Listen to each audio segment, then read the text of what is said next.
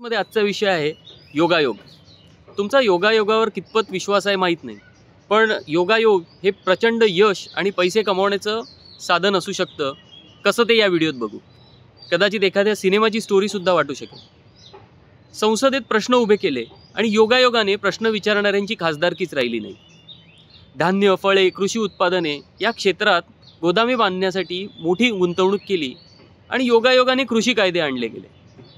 पुढे प्रदीर्घ आंदोलनामुळे मागे घ्यावे लागले हा भाग वेगळा, कदाचित पुन्हाही येतील। एअरपोर्ट चालवणाऱ्या कंपनींवर धाडी पडल्या आणि काही काळातच फक्त योगायोगाने एअरपोर्ट चालवण्याचं कॉन्ट्रॅक्ट मिळालं। शिवाय प्रवाशांनी रेल्वेची तिकीटं रद्द केल्यावर सुद्धा जीएसटी वसूल करणारं सरकार एअरपोर्ट हस्तांतरणावर मात्र जीएसटी घेत नाही। हा आहे अजून एक योगायोग। मलेशियामधून येणारं पाम तेल ग्राहकांना स्वस्तात मिळत होतं।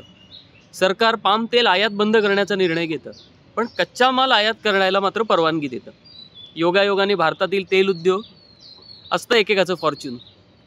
पंतप्रधानपदी विराजमान झाल्यानंतर बांगलादेश दौरा होतो आणि तिथे वीज पुरवठा करण्याचं एकदम फायदेशीर कॉन्ट्रॅक्ट मिळतं। झारखंड येथे औष्णिक विद्युत प्रकल्पाला मंजुरी मिळते। राज्याला फायदेशीर असणारे जुने नियम योगायोगाने बदलले जातात। योगायोग इतका की त्या विभागाला करमुक्त म्हणजे टॅक्स फ्री झोनसुद्धा जाहीर केलं जातं। झारखंडच्या वाट्याला मात्र फक्त प्रदूषण। श्रीलंका वीज बोर्डाचा प्रमुख म्हणतो की आमच्यावर दबाव होता, पण तो खोटं बोलत असणार। श्रीलंकेला वीज पुरवठा करण्याचं कंत्राट योगायोगानेच मिळालं। देशात सध्या इन्फ्रास्ट्रक्चरवर जोर आहे, त्यासाठी सिमेंट लागणार। अशा वेळी योगायोगाने सिमेंट कंपन्यांवर धाडी पडतात आणि सिमेंट क्षेत्रात दमदार एंट्री होते। पदार्पणातच दुसऱ्या क्रमांकाची मोठी कंपनी। राज्यसभेत सांगितले जाते की भारतात कोळशाची अजिबात कमतरता नाही, पण तरी अचानक विजेचा तुटवडा निर्माण होतो। 2 कोटी टन कोळसा परदेशातून आयात करण्याची ऑर्डर दिली जाते आणि त्यातील 2.25 कोटी टन कोळसा पुरवण्याचं ऑर्डर योगायोगाने। जगातील सर्वाधिक कोळसा उत्पादन करणाऱ्या 5 देशांपैकी एक असणाऱ्या भारताच्या कोळसा आयातीमध्ये 2022-23 मध्ये 30% वाढ होते। निव्वळ योगायोगच।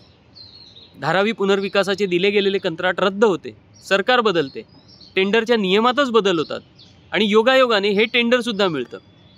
रस्ते वाहतूक क्षेत्रात प्रवेश होताच योगायोगानेच भारतमाला रोडचे 1356 कोटीचे कंत्राट मिळते। गंगा शुद्धीकरणाचे कंत्राट तर मिळतेच, त्यात एक तरतूद अशी असते की जास्त खराब पाणी असेल तर ते स्वच्छ करण्याची जबाबदारी कंपनीवर नाही। केवढा योगायोग। संरक्षण क्षेत्रात कोणताही अनुभव नाही आणि अगदी चीनसोबतचे संबंध जगभरात उघड होतात, तरीही संरक्षण क्षेत्रातील कंत्राटे योगायोगाने मिळतात। असं ऐकलंय का कधी की तुम्ही ज्या रकमेची बिलं सबमिट केली त्यापेक्षा जास्त रक्कम दिली गेली, पण योगायोग पाठीशी असेल तर सबमिट केलेल्या बिलापेक्षा 4000 कोटी रुपयांचं जास्त पेमेंट केलं जातं, तेही मॉडेल समजल्या जाणाऱ्या राज्य सरकारकडून। ही फक्त 15 उदाहरणं दिली आहेत, अशी अजून 56 देता येतील। तेव्हा कुठे जाऊन राष्ट्रीय उद्योजक बनता येतं। या कथेचा नायक कोण असेल हे तर अगदी अडाणीसुद्धा ओळखू शकतो। इंडियन व्हॉइसमध्ये अशाच सुरस कथा आपल्यासाठी घेऊन येणार आहोत। सपोर्ट करत राहा।